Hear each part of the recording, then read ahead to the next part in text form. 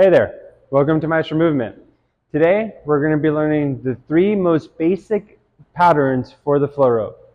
Go ahead and grab your rope and follow along. The first movement is an overhand race and chase. The second movement is an underhand race and chase. The third and final movement today is a propeller. Coming across my body here, okay? But first, let me explain some basic rules. You're going to hold one end of the rope with one hand and the other end with the other. When we start to trace our infinity signs, it's very important that you stack your hands. You can either stack your left hand over your right or your right over your left. I don't mind which hand you decide to use, but make sure you keep the stack. As you start to get comfortable, this is something that you can break, and you can break the rule, but for now, keep your hands stacked. The second rule here is your directions. Your orientation to the rope will be changing, but the direction the rope flows will never change. What do I mean by that? Well, this is my north, this is my west, that's my south, and that's my east. It's very important to establish your directions because the rope will always flow from north to south, but my orientation to the rope will change. Just like so. Okay? It's very important to understand these directions because they will dictate whether you're in overhand, underhand, or you're facing east and west to do propellers. So, before you start, review these rules and make sure you really truly understand them. The overhand race and chase is the first of the three basic movements you will be learning today. Remember, we talked about stacking your hands. In an overhand race and chase, when you're tracing the infinity sign in front of you, it is the index finger of the top hand that traces the infinity sign while the bottom hand chases. Okay? So imagine you have an infinity sign in front of you and you're going to be tracing that with the top hand. Remember, overhand means my circles come forward, okay? So I'm making big circles with my rope going forward, and then as I switch to the other side, I start to trace this infinity sign. Remember, I'm stacking my hands, letting my wrist roll. As you start to get comfortable with this, you're going to start to involve the shoulders, the hips, bending the knees, and it should be this really, really smooth pattern. You should always start nice and slow. As you start to get the hang of the pattern, you can then add speed, but you should never lose the smoothness of the pattern. Okay? Use a mirror to make sure that you can see your hands rolling and everything becomes super, super smooth. Okay, you should practice this for 2 minutes. And what is the importance of the overhand race and chase? Well, it is the most basic pattern to teach you how to shift weight in an overhand pattern. Okay? You can break up all your movements into overhand patterns, underhand patterns, and lateral patterns. Okay? Those are the three basic patterns that you can break everything up, and these are the most basic movements. So here you see that it's teaching me how to shift my weight from side to side in this very, very basic pattern. And I'm just tracing that infinity sign in front of my body. I can keep it really tight. I can open up the infinity sign, but I follow it the whole time and I'm shifting my weight from side to side. If you're finding this video helpful, please share, subscribe, and let me know what you think in the comments. The second movement here, it's going to be an underhand race and chase. Again, stacked hands, but now the pinky of the bottom hand is tracing our infinity sign and the top hand is chasing. Underhand now means that my circles are going backwards and I'm now facing south, whereas the overhand, I was facing north. So backward circles, I'm stacking my hand, and when I feel comfortable, I switch it to the other side. Now, this movement tends to be difficult for people because there is this underhand scoop movement to trace the infinity sign really smooth. This underhand movement here is a position where most people do not put their shoulders in or put their bodies in. So this position here is this underhand scoop to come back this way. So take your time with this one. Stack your hands. The bottom hand here is the pinky is going to trace, and the top hand is going to chase. And again, why is the underhand movement or the race and chase so benefit? Just like the overhand movement, it's the most basic movement to teach you how to shift your weight from side to side when you're going forward or backwards. Okay? It's very important to know this, and this is the most basic pattern to teach you that. Okay? It's about rhythm, it's about weight shifting, it's about balance. So the bottom hand is tracing, the top hand is chasing. And remember, start to roll here. Start slow and smooth. As you start to get the hang of it, you can put some speed behind it.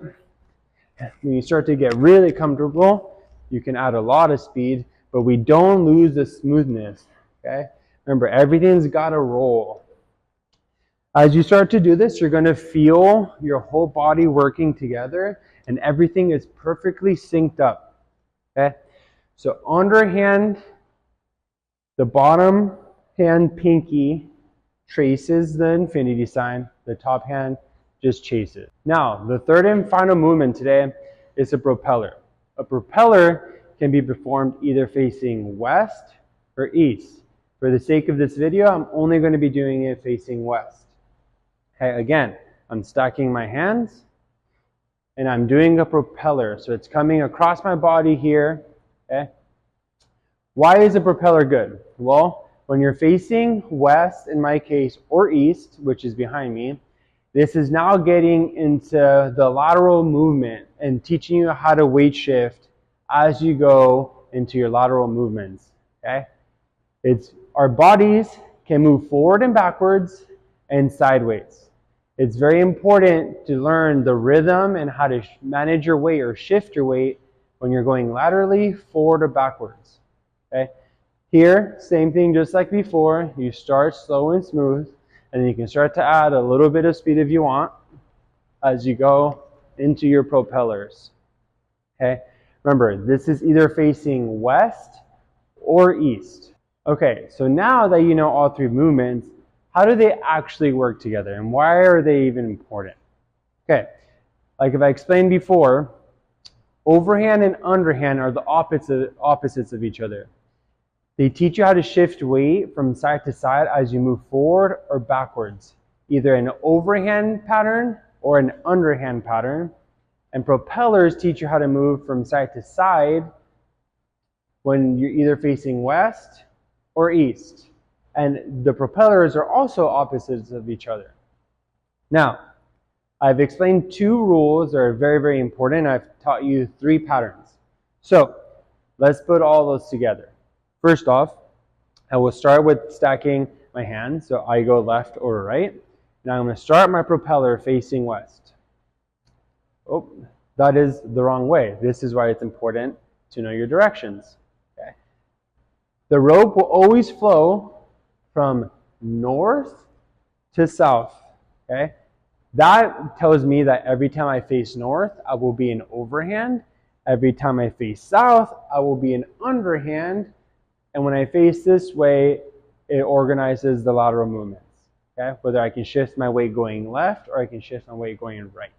So let's start that over. Left over right. I'm going to start my propellers. And now I will show you how it all plays together. So here, I now turn my body. My orientation to the rope has now changed. Now I am in overhand, where we learned overhand, race and chase. Okay? I will go back to my propeller. So my body changed to the rope once again.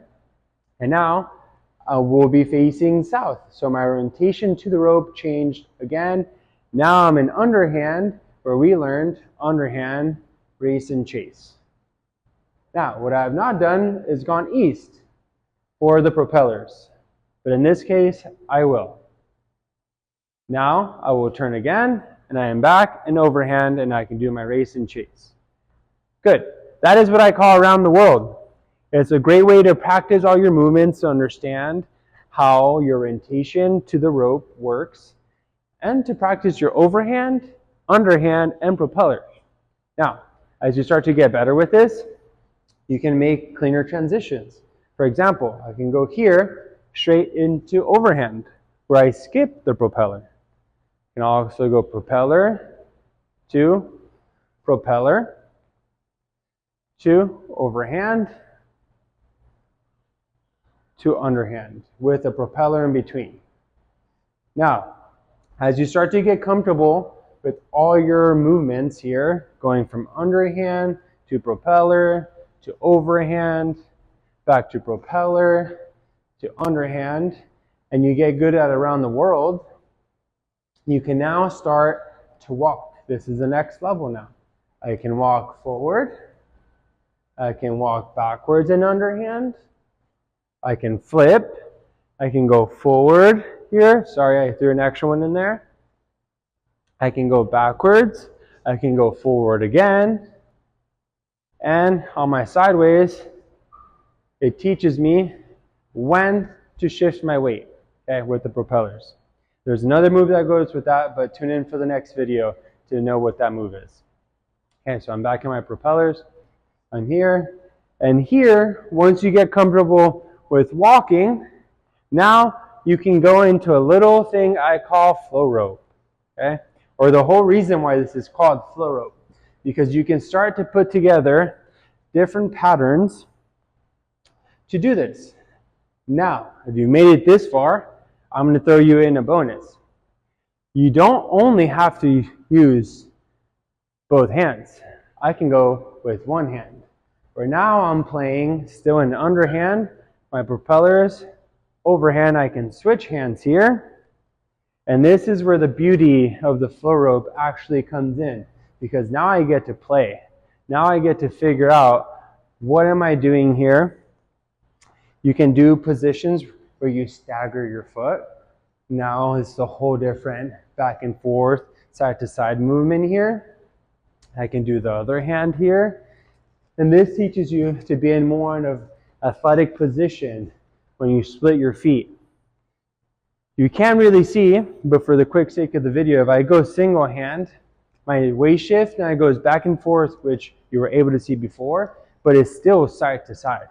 It's a way more athletic movement here. I can switch hands.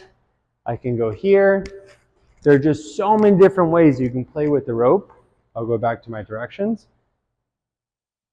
And it's a great way to learn how to shift your weight, how to understand an underhand pattern movement, and how to understand an overhand pattern movement, and the lateral movements with the propeller. Those are the three most basic patterns in all of movement, okay? Your body either is any movement, it's either considered overhand or underhand or lateral with the propellers, okay? Now, if you found this interesting and you want to learn more, please go ahead and follow me. Go ahead and share, and stay tuned for more, because there's going to be a whole course to teach you the most basic movements of this, where you can have fun, where you can start to flow. I hope you liked it. Please share. You can also follow me on Instagram at The Maestro Movement. Check out my website if you're interested in one-on-one coaching, and hope to see you soon.